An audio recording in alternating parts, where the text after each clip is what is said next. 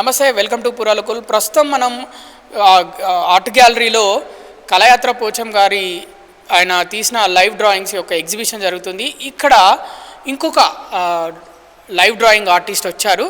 మరి వారితో మాట్లాడించే ప్రయత్నం చేద్దాం. చెప్పండి మేడం, ఎలా అనిపిస్తుంది మీకు ఇక్కడ రావడం?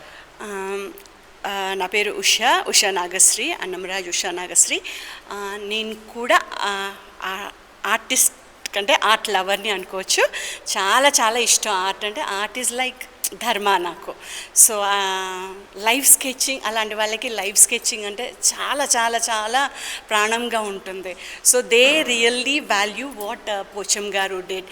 ఎందుకంటే రియల్ లెర్నింగ్ ఎప్పుడైనా కూడా మనం ఆన్ లొకేషన్ నుంచి నేర్చుకుంటాం. మన కళ్ళతో చూసి మనం అనుభవించి మనం తెలుసుకున్న లెర్నింగ్ చాలా చాలా ఇంపార్టెంట్.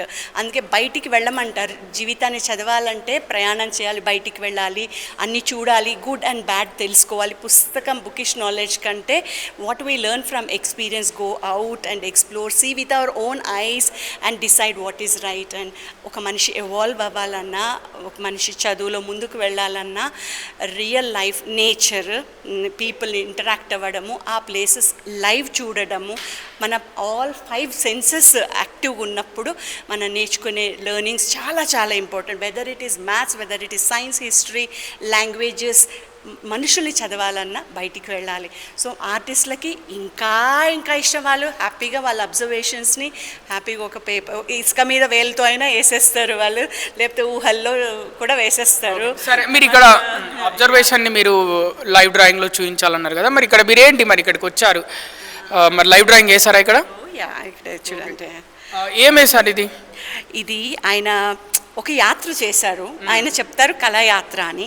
నాకు ఇది తీర్థయాత్ర లాగా అనిపించింది. ఎందుకంటే ఎన్నో రాష్ట్రాలు, ఎన్నో తీర్థాలు దాటి వెళ్ళారు. అంటే east to west, north to south. ఒక 2 చక్రాలు, టైం, చక్రం రిప్రజెంట్స్ టైం, మన జెండాని పట్టుకొని, మన జాతీయ జెండా పట్టుకొని ముందుకు వెళ్తున్నారు.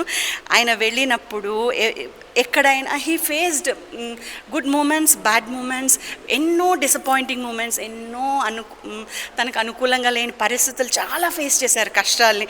బట్ దాన్ని ఎదుర్కొంటూ ఈ పాయింట్స్ ఆయన గుర్తుపెట్టుకున్నారు. ఆయన ఇన్స్పైర్ చేసిన ఈ కోట్స్ పెట్టుకొని ముందుకు వెళ్ళి ఆయన దేశం కోసము, దేశంలోని కళాకారుల కోసం ఎంత కరెక్ట్గా నేర్చుకోవాలి కళని అన్న తాపత్రయంతో ఒక ట్రంక్ పెట్టా. ఇది ఆయన మెమరీస్ ట్రంక్ పెట్టా. అందులో ఎక్స్పీరియన్సెస్ ఉన్నాయి, లెర్నింగ్స్ ఉన్నాయి, డిసప్పాయింట్మెంట్స్ ఉన్నాయి.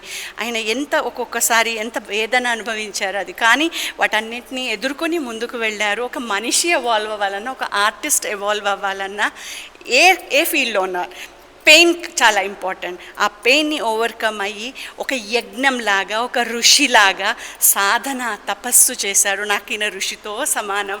ఇలాంటి వాళ్ళు మన దేశానికి చాలా కావాలి. ప్రతి స్టూడెంట్ ఇలాగే ఉండాలి. అప్పుడు డెఫినెట్గా మీరు అన్నారే, వేరే దేశానికి వెళ్ళి మనము లైవ్ స్కెచ్ చేసి వాళ్ళు వచ్చి కనుక్కోవాలండి, వాళ్ళు ఇన్వైట్ చేయాలన్నమాట. మీ దేశ సంస్కృతిని మీ స్కెచెస్ ద్వారా చూస్తున్నాము, మీ ఆట ద్వారా, మీ పాట ద్వారా, మీ మాట ద్వారా మేము తెలుసుకుంటున్నాం మీ రాయల్టీని, మీ ట్రెషర్ని అని.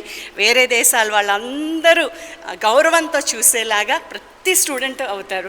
సో ఇలాంటి వాళ్ళు కావాలి. ఈయన ఒక ఋషి. ఇలాంటి ఋషులు ఎంతోమంది కావాలి దేశానికి అనుకుంటా. ఇది వేయడానికి ఎంత టైం పట్టింది ఇక్కడ? ఎంత హాఫ్ అన్ అవర్, 40 minutes పడుతుంది. ఎందుకంటే స్టడీ చేయాలి ఈయనని. It is not copying. So నేను ఇప్పుడు ఇక్కడ మీడియా దానిలోంచి ఒక ఫోటో తీసుకున్నాను. ఇక్కడ ఆయన ఇన్స్పైరింగ్ వర్డ్స్ ఏంటి అవి తీసుకున్నా, సైకిల్ వేసుకున్నా, మొత్తం I'm capturing the essence. So and అనిపించింది ఆయన గురించి అది వేసి ఆయనకోసారి చూపించుకొని, గురువుగారికి ఒకసారి చూపించి ఇంతేనా అని అడిగి ఒకసారి మీతో పాటు ఉంచుకుంటారా, గురువుగారికి ప్రజెంట్ చేస్తాను? ఆయన కావాలంటే ఇస్తాను, లేకపోతే నేను మెమరీగా ఉంచుకుంటాను. ఎలా అయినా సరే ఆయనకైతే చూపించాను. సూపర్ మేడం, చాలా బాగా వేశారు. ఒక 30 minutesలో వేశారంటే మామూలు విషయం కాదు. ఓకే.